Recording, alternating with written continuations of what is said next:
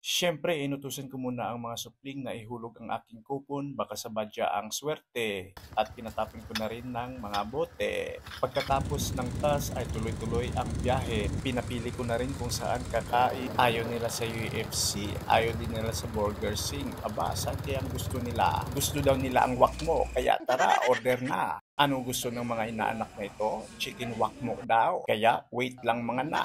Hindi sa lagaw.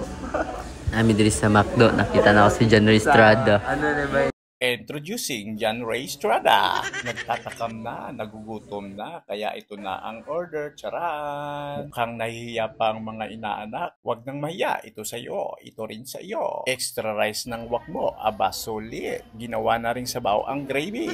Lusog-lusog ang mga pogi. Tara na at umuwi. Nagbabasakali, baka meron pang uli. Anong masasabi ng mga inaanak na ito? Salamat dito!